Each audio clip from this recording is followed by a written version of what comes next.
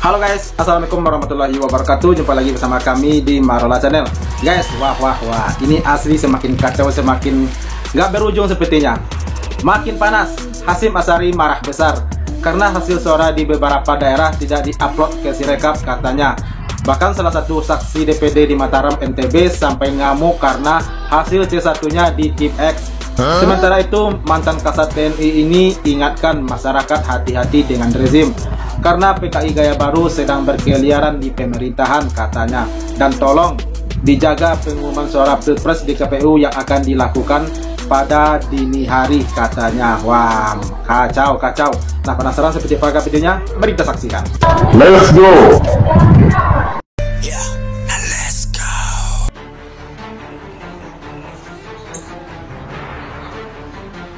Wow, iya benar. Kericuhan masih mewarnai proses rekapitulasi suara pemilu 2024. Itu banting gelas dan banting piring itu ya. Tenggara Barat, rapat pleno terbuka penghitungan hasil perolehan suara pemilu 2024 tingkat KPU Provinsi NTB Minggu malam ricuh.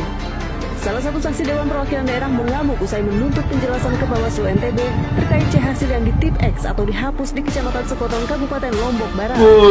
Proses rekapitulasi suara DPR RI di Kota Ternate, Maluku Utara juga ricuh pada Senin siang. Kericuhan terjadi antara KPU dan Bawaslu Maluku Utara karena perselisihan angka perolehan suara partai. Iya. Di Jakarta, Ketua KPU RI Hasyim Asyari tidak bisa menyembunyikan kemarahan kepada anggotanya dalam rapat pleno penetapan hasil penghitungan suara nasional. Hasyim menemukan data hasil pemilu 2024 di beberapa wilayah Sumatera Selatan tidak diunggah ke Sirekap dan di Sumatera Selatan ya. Dijelaskan mas, di mana-mana juga loh untuk memeriksa begini ini. Oh, jadi ini sepertinya audio nih guys. Kemarin semua sudah diperintahkan untuk diunggah setelah selesai hasil pleno di tingkat. Ini kan kecamatan ini. Kecamatan, kabupaten, kota dan Oke. Cek Banyuasinnya diunggah apa enggak di Kabupaten Banyuasin. Bukan ke kecamatan. Kabupatennya. Banyuasin. Oh, jadi yang ribut kemarin ini guys di Banyuasin. Paling bawah. Terus, itu sampai pukul-pukulan itu ya. Katanya juga nggak diunggah. Kalau kayak gini mempersulit kita semua nih. Tuh, untuk cross check. Iya benar-benar. Optimis rekapitulasi suara di tingkat nasional akan rampung pada tanggal 20 Maret 2024 sesuai ketentuan perundang-undangan. KPU menyatakan bahwa rekapitulasi berjenjang terus dilakukan dan pengesahan suara provinsi di tingkat nasional terus berlangsung.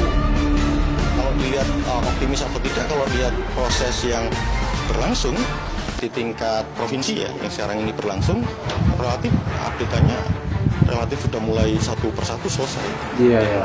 Kalau lihat datanya dan kemudian track selama proses rekap yang berlangsung secara terbuka dengan data-data yang kemudian kita bisa periksa secara bersama-sama, kami tentu saja optimis untuk tanggal 20 Maret mendatang akan melakukan penetapan secara nasional pemilu 2024. Berdasarkan ketentuan Peraturan Komisi Pemilihan Umum atau PKPU nomor 5 tahun 2024, tenggat waktu rekapitulasi hasil penghitungan perolehan suara adalah 2 Maret untuk tingkat kecamatan, 5 Maret untuk kabupaten kota, dan 10 Maret untuk provinsi. Iya. KPU RI meminta kepada KPU di daerah agar hasil rekapitulasi suara berjenjang diunggah di laman dan media sosial jajaran KPU yang melaksanakan rekapitulasi hingga masyarakat bisa memantau proses rekapitulasi suara yang telah selesai. Iya. Tuh. Hati-hati, dibilang katanya Pilpres ini akan diumumkan tanggal 20 Maret. Seperti tahun yang lalu, Pilpres tahun yang lalu, tahu-tahu sebelum diputuskan itu, tahu-tahu sudah malam hari diputuskan mendadak. Kalau itu sudah diputuskan, rezim itu menyatakan apabila ada yang bergerak untuk melawan keputusan itu akan berhadapan dengan TNI dan Polri. Ini sangat berbahaya, ini memecah belah. Dan TNI harus ingat itu, TNI harus ingat supaya jangan sampai TNI ini mencelakai rakyat kita. TNI adalah tentara rakyat yang nomor 1. Jadi ini harus hati-hati betul. TNI Polri adalah milik rakyat, milik negara, bukan milik penguasa ya. Assalamualaikum warahmatullahi wabarakatuh. Waalaikumsalam warahmatullahi wabarakatuh. Saya akan menyampaikan agak berbeda. Aktivis Saya UI akan Watch menyampaikan untuk menjawab pertanyaan apa sumber masalah dan kenapa kita kumpul, kenapa isunya macam-macam. Saya ingin menawarkan pada saudara, tantangan utama semua yang terjadi saat ini adalah sumbernya adalah PKI Gaya Baru. PKI Gaya Baru. Siapa ujung tombak PKI Gaya Baru? Jokowi. Kira-kira siapa? Anda baca spanduk bahwa kan ada nggak yang mengatakan sumber masalahnya PKI Gaya Baru? Nggak ada. Kenapa? Kita dibelokin. Iya. Supaya nggak diangkat PKI Gaya Baru. Kenapa ngomongnya? KPU itu bukan kecurangan kriminal. Bukan kecurangan kriminal. Kita melawan Jokowi bukan dinasti karena dia PKI Gaya Baru. Dia ngajak-ngajak Polri, aparat negara jadi aparat pemerintah, polisi yang baik banyak. Kita nggak ada yang ngomong dia PKI. Kenapa kalau dia PKI selesai? Dinasti lah, inilah, dia PKI Gaya Baru. Jangan pakai isu yang lain-lain, dia PKI angkat. Ya. Kok ke bawah isu dinasti lah, inilah, itu cuma akibat. Tolong cerdas. Ya, betul. Jangan mau kita adu kiri kanan. Busar itu terima duit, itu pilihan dia. Ya. Anda lihat spanduk yang ada nggak bicara PKI Gaya Baru? Nggak ada. Kenapa? Kita tanpa sadar dibelokkan supaya PKI Gaya Baru sebagai sumber masalah tidak diangkat ke permukaan.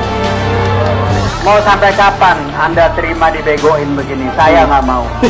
Saya berkewajiban memberitahukan, berhentilah bicara oligarki, berhentilah bicara Taipan, berhentilah bicara Undang-Undang 45. Sumber masalah PKI Gaya Baru. Jokowi itu PKI Gaya Baru dengan teman-teman ex-PRD di belakangnya yang sembunyi semua. Tolong ingat, besok-besok spanduknya fokus. Jokowi turun karena PKI Gaya Baru. Bukan dinasti, bukan. Itu kecil. Jadi tolong fokus, angkat PKI Gaya, ini musuh bersama PKI Gaya Baru. KPU bukan kecurangan, kejahatan. Ya, betul. Awal Bareskrim untuk bisa punya ketekanan manggil tuh ketua KPU. Siapa ketua KPU? Orang yang ditunjuk oleh Jokowi dengan tugas khusus ngacak-ngacak. Bukan kecurangan, jangan dialihkan, ini kejahatan. Ininya dirubah, mindsetnya dirubah, mikirnya dirubah. Iya. Mulai detik ini saya sangat menyarankan, mengingatkan, jangan lagi pakai spanduk macam-macam, fokus. Turunkan Jokowi karena PKI Gaya Baru, titik. Iya. Majulkan Jokowi karena PKI Gaya Baru. Yang lain kecil. Ya kita diadu. Itu aja yang saya sampaikan. Silakan kalau mau terus begini silakan. Saya mengatakan cukup. Mulai besok PKI Gaya Baru itulah yang bikin Jokowi harus diturunkan. Kalau Jokowi diturunkan, PKI Gaya Baru bubar. Terima kasih. Wassalamualaikum warahmatullahi wabarakatuh. Waalaikumsalam warahmatullahi wabarakatuh. Mantap, luar biasa. Ini beliau adalah aktivis UI ya. Tapi dia di sini beliau berani sekali ya mengungkapkan seperti ini. Tapi kita nggak tahu lah ya legalitas beliau seperti apa, kita nggak tahu. Tapi yang jelas kita saat ini rakyat sedang diadu domba oleh rezim guys. Ya dengan embel-embel seperti ini kita nggak tahu itu kenapa gitu ya. Yang penting kekuasaan itu mengatas segala hal di atas bumi ini. Itu yang mereka inginkan. Mereka ingin berkuasa sepenuhnya di atas bumi ini, di atas Indonesia ini guys. Jadi kita rakyat itu diadu domba begitu ya.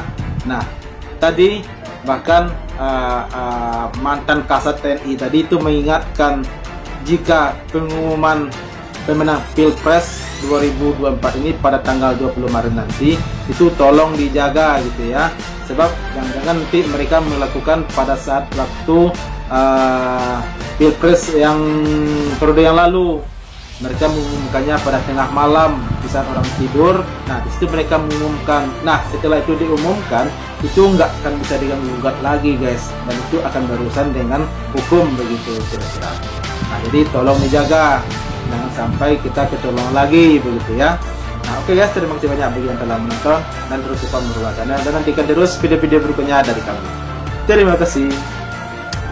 Thanks for watching.